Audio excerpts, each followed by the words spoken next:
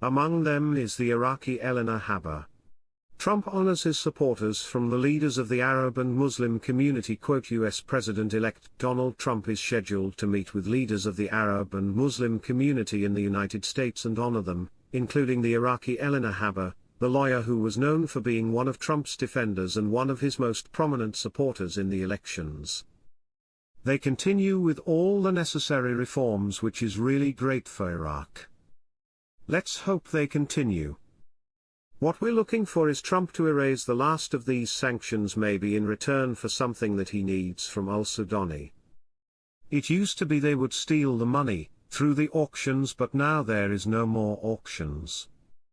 The cash cow is dead and the security instability is blossoming inside of Iraq because of the efforts of Sudani, the United States Treasury and Donald Trump. The black market was another powerful weapon they used to manipulate the exchange rate of the Iraqi currency. The black market rate is dropping.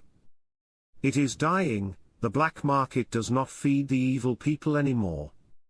They continue with all the necessary reforms, which is really great for Iraq. Let's hope they continue. What we're looking for is Trump to erase the last of these sanctions, maybe in return for something that he needs from al-Sudani.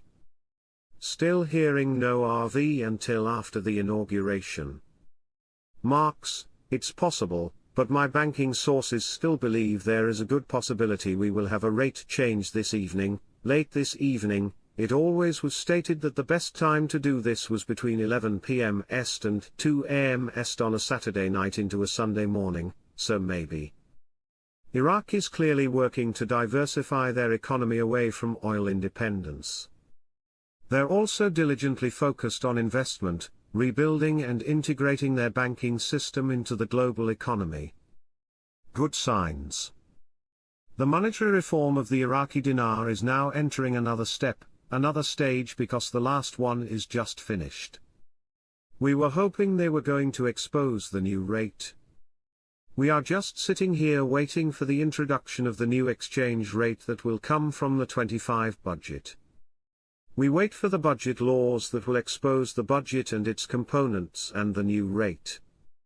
Explains the new mechanism for external transfers after the platform is closed. Here again we're learning they've changed the dollar auctions to the new reinforcement mechanism. That's why you're hearing people squeaking pretty loudly about pricing going up on the streets, because they can't get the dollar.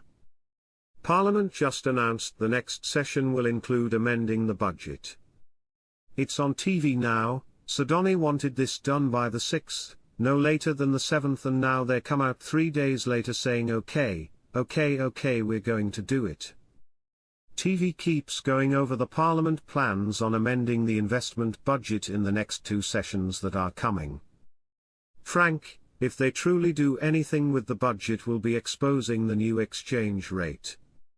We did understand that there was a conference call that would have incorporated all of the redemption centers, leaders and bank managers, at least bank managers throughout the country, the US. What was interesting was that there were 2 main things that they discussed on this conference call, one of which was that these currencies which we're exchanging, they are not a taxable event. It was designed to be way on purpose. Now, the income that you earn from interest being paid on your account in the bank, that interest is called passive income, and it will be taxed, but the event itself, the exchange of currencies, is not taxable. Question, is this our week? Marks, I'm hearing mixed signals on that. Some say it is our week and some say, not till after the 21st. Question, what do you think Iraq's time to allow international to exchange our notes? That's their prerogative. Normally when something like this happens, the IMF works with that central bank of that country and they figure out a time frame. It can be 3 months, 6 months. It can be a year. The United States of America never cancelled our 3-0 notes. America never stopped allowing 3-0 notes to be exchanged, but I got a feeling Iraq will, and they should. We should have a great weekend. We'll see what happens.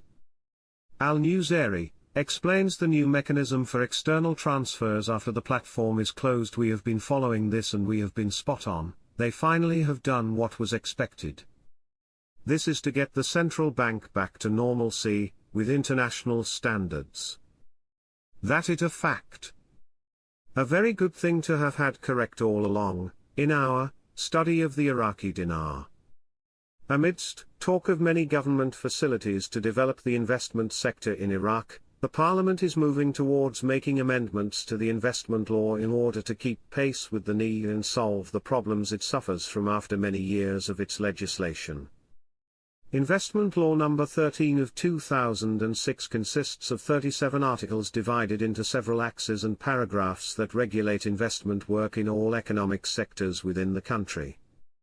Member of the Parliamentary Economic Investment Committee, MP Mohammed El-Ziadi, confirms that the amendment of the investment law came to consider many unclear points in the implementation of the law and the granting of investment licenses to unauthorized parties. The process of granting exceptions from the higher government committees in the Prime Ministry must also be re-corrected. Al-Ziadi said in a statement to Al-Maluma agency, his committee submitted the amendments related to the investment law to the State Council to study them and then submit them to the House of Representatives to approve the amendments and return them to Parliament for the purpose of legislation. He said, the amendments to the investment law were made with the approval of the political blocs, and they are determined to amend the law during this year to be a unified investment law in the country. He added, the amendments to the investment law will abolish all investment bodies in ministries and governorates and abolish the method of exceptions, which will achieve positive results for citizens, in addition to eliminating corruption. He pointed out that the committee is seriously following up to urge the State Council to complete the study of the amendments and send them to the Council of Ministers for approval and submission to Parliament. It is noteworthy that the reasons for amending the investment law all come in light of the deterioration of the country's infrastructure and the spread of corruption in state institutions, whose population is close to 43 million people, while the government is looking to introduce the private sector into new investment experiences such as the energy sector and the health sector, in addition to new investment opportunities for integrated cities on the outskirts of the capital, that can attract hundreds of thousands of residents directly.